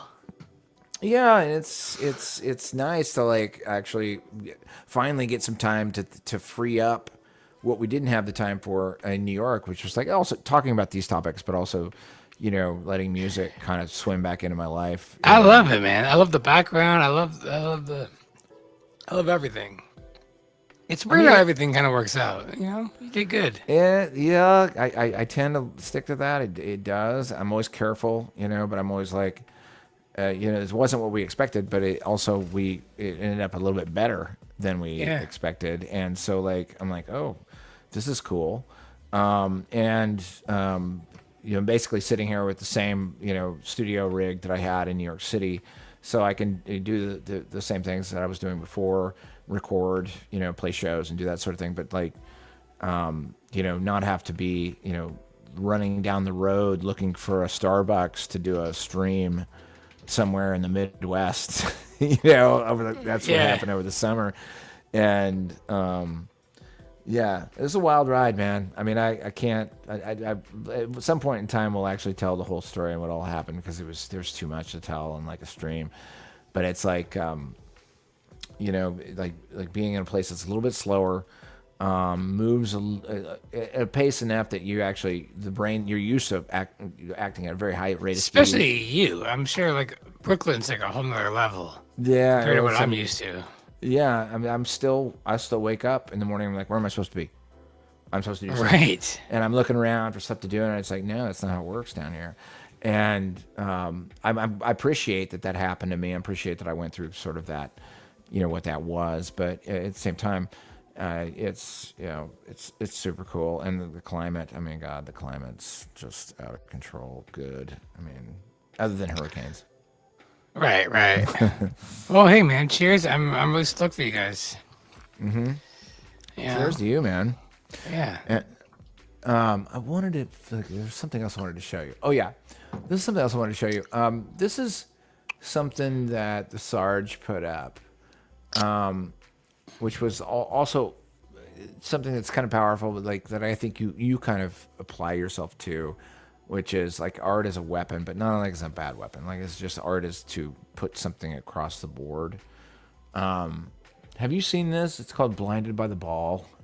And it's not exactly what you think it means, like the title. Have you seen this? Sorry. Hold on a second. Let me get this music off. What is this cheesy ass music? I didn't even know that was playing. All right, let me play this for you. This is kind of cool. And this guy he's done several videos, but let's do this. All right. Get that up. All right. What if the reason you've never questioned it is because you were never meant to? What if the shape of the world wasn't taught, but programmed? And what if, the moment someone does question it, everything shifts? There's a reason people find this idea absurd, because a lie this big doesn't feel possible. But that's the trick. The bigger the lie, the harder it is to see. Not because it's hidden, but because it was made to feel normal. You can show someone the lie, and they'll still fight to defend it. Not because it makes sense, not because they've tested it, but because it feels safer than admitting they've been lied to their entire lives. This isn't about evidence, this is about identity. When someone hears level Earth, their reaction isn't usually critical thinking. It's a reflex, mockery, rage, sarcasm, instant rejection. They're not evaluating, they're defending. What they're defending isn't the globe, it's themselves. Or more specifically, the version of themselves that was built on belief. This is the globe spell. It's not science, it's not proof. It's a mental program installed through repetition, authority, and emotional conditioning. It was never about discovery. It was about obedience, consensus, about conforming to a worldview that never asked for your permission. Most people didn't choose the globe model. It was given to them in childhood, with cartoons, logos, movies, and textbooks, before they could think critically, before they even knew how belief works. This is why when you challenge it, you're not challenging an idea, you're threatening a structure of identity, social safety, and emotional attachment. And that threat activates defense mechanisms. Mockery is a mask, sarcasm is a shield, rage is a firewall. They're not thinking, they're protecting the system. I see it constantly. The moment you challenge the narrative, a wave of reaction kicks in. Deflection, mockery, demands for proof, all while the person reacting has never actually tested a single claim themselves. No method, no measurement, just belief in the system and outrage when it's questioned. These aren't arguments, they're archetypes, programs running through people. This is what's known as the Agent Smith effect. The moment you speak the signal of truth, the virus activates. People who seem ordinary suddenly become hostile, not because you are dangerous, but because the truth is. Level Earth isn't a belief, it's what's left when you remove belief in the globe. And that's what scares them, not the idea of a level Earth, but the collapse of the mental framework they were taught to call reality. Social exile is real. Most people won't admit it. To question this is to risk being cast out, laughed at, labeled, mocked. That fear is primal, hardwired.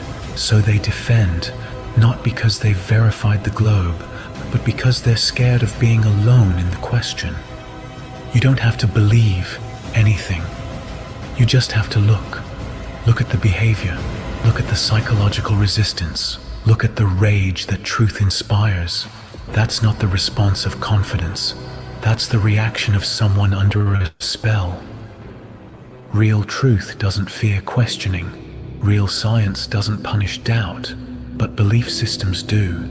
This isn't a call to persuade, it's a call to see, to notice what happens when someone's worldview is threatened, to recognize the defense patterns for what they are: ego, fear, programming.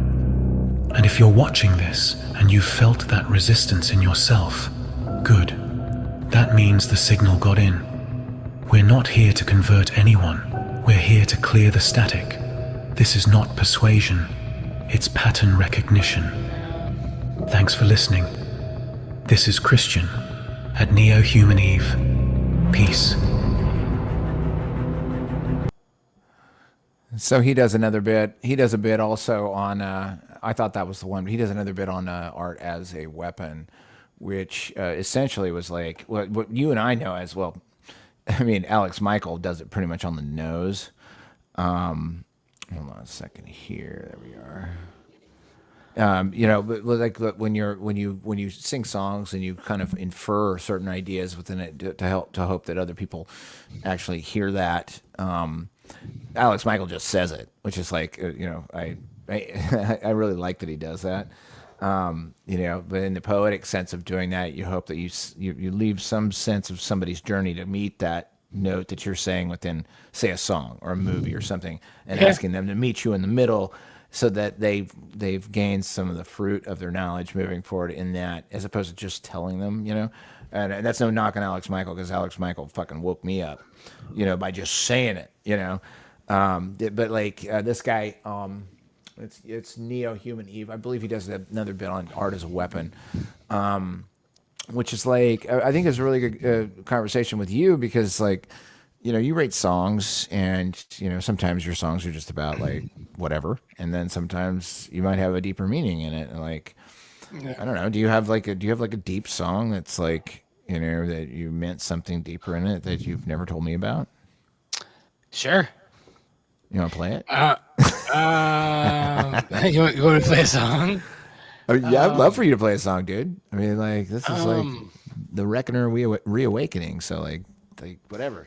Yeah. I mean, I can't think of anything I haven't played for you before, but you could give us like a little backstory on it. I mean, all right. Well, if I'm gonna perform, I gotta like get the mics all right and stuff. I mean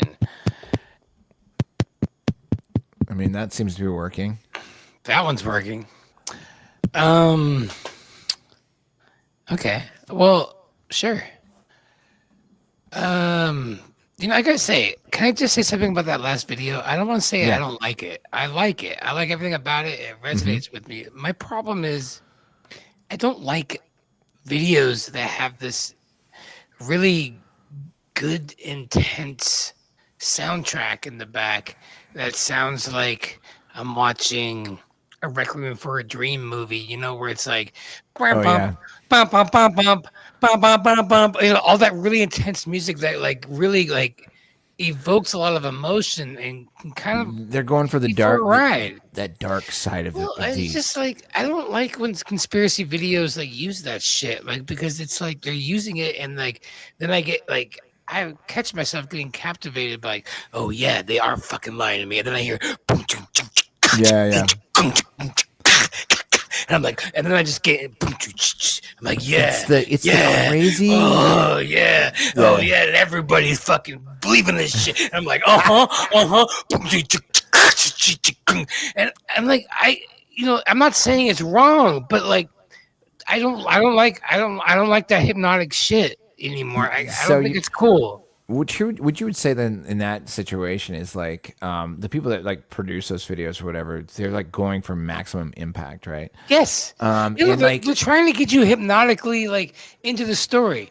And I'm sorry, like it's not that cool to just be like just to write. It's a big deal to write people off, be like, they don't understand, but they will, but we get it. And like just that kind of shit is fucking, that's some hard fucking shit to like dish out to people. You can't just say that. On that note, Crumb, also they've tried to get it done through comedy, and people just think they're jokes.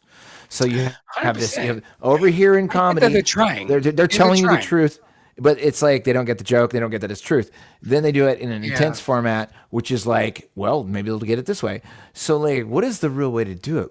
If you just like Alex Michael no music, did do it a great no way. music, nothing. It was funny like, and music. Flat, and like, you've been lied to all the time. Like, how would you do that? I know that's why Alex Michael did it. Like, I'm a flat Earth man. Like I know he thought about it long enough to be like, I have to do a voice that's not threatening, and I'm not like, you fucking idiot, even though clearly that's like what he wants to do, like with I told you so.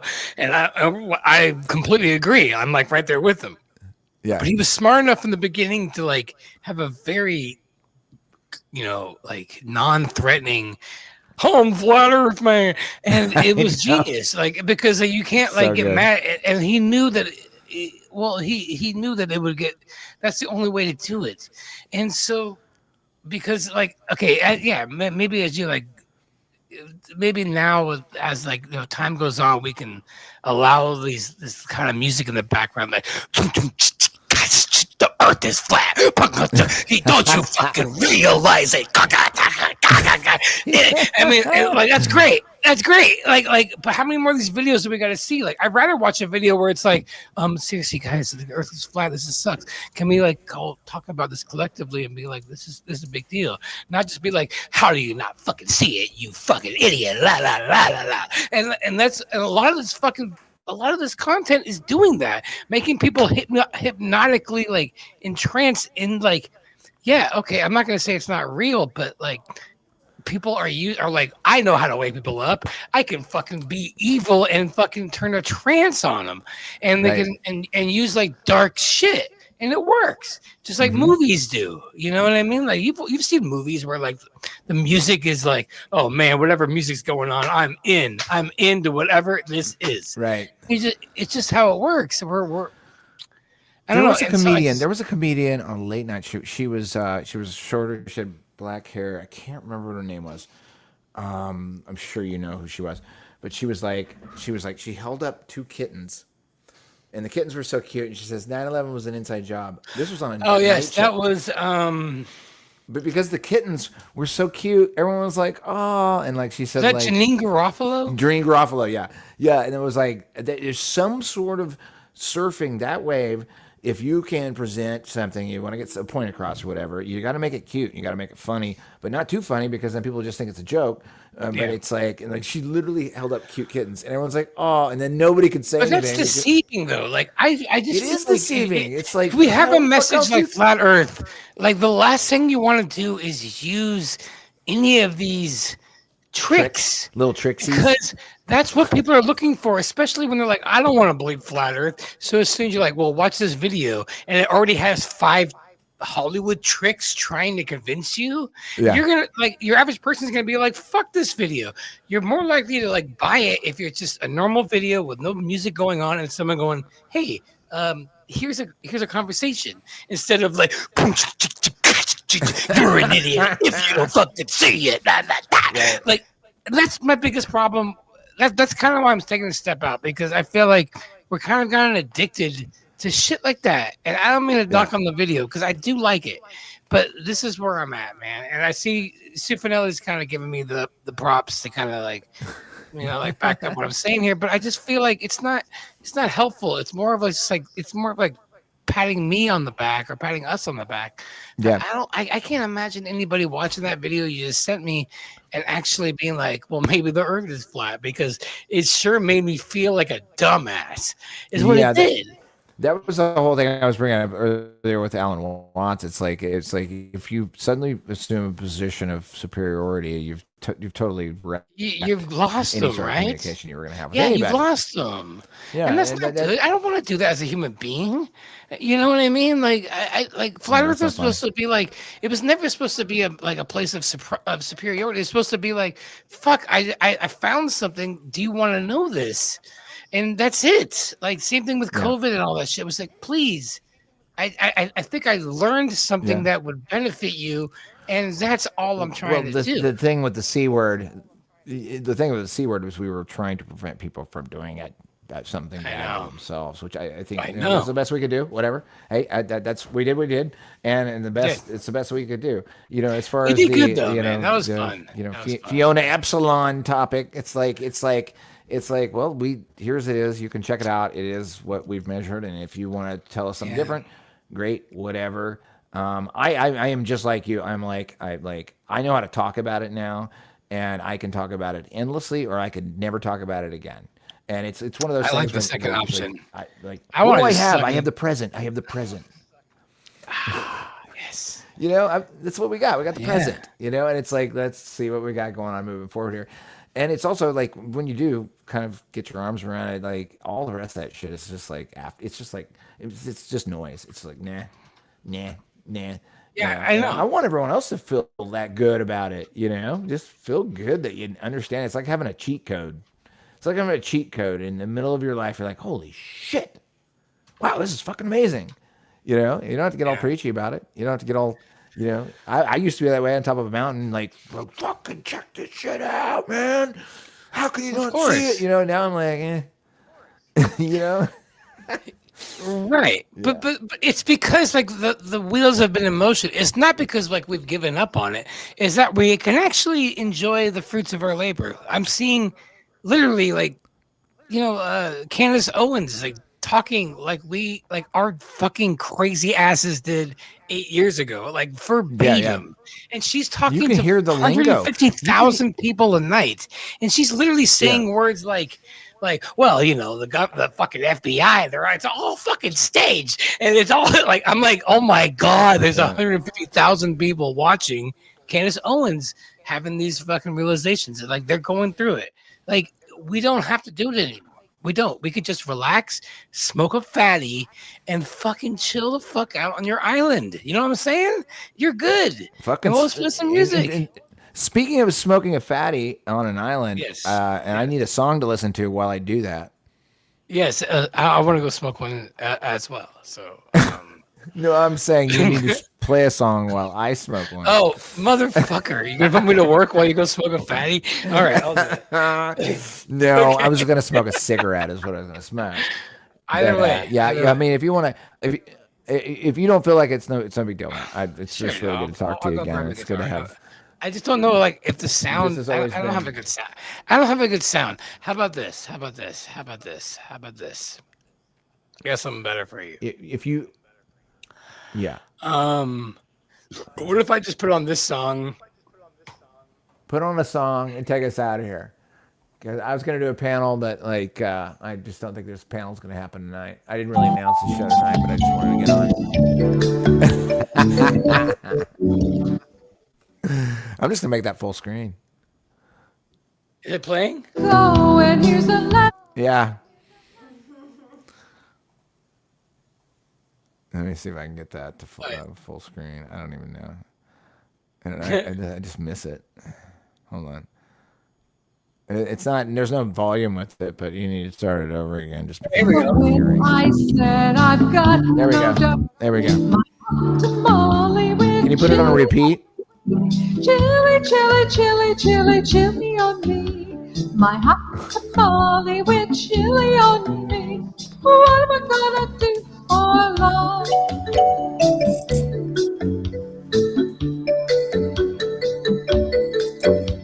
I said, I'm glad you weigh 300 pounds. I need you most when swimming comes around. Sit here by me until the sun goes down, 'cause you're the shadiest spot in town. My hot tamale with chili on me. Chili, chili, chili, chili, chili on me. My hot tamale with chili on me. What am I gonna do for love? My man has the strangest eyes I've ever seen. One is red, the other one is green. I was confused, and so to him I said, should I stop or go ahead? My hot tamale with chili on me. Chili, chili, chili, chili, chili on me. My hot tamale with chili on me. What am I gonna do for love? What am I gonna do for love?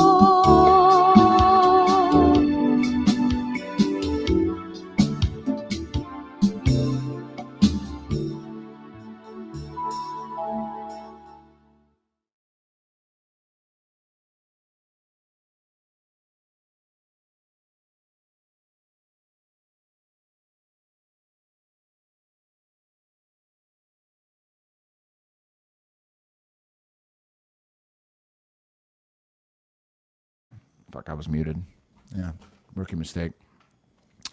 Yeah, it's good to have everybody back, and good to be back in a studio seat after 5 months, and we're gonna be doing a lot more stuff moving forward. We'll be jumping back and forth between tinfoil and here, probably a lot over here, because we have a lot of backup projects that we wanted to do and things we want to talk about that we haven't had a chance to talk about yet.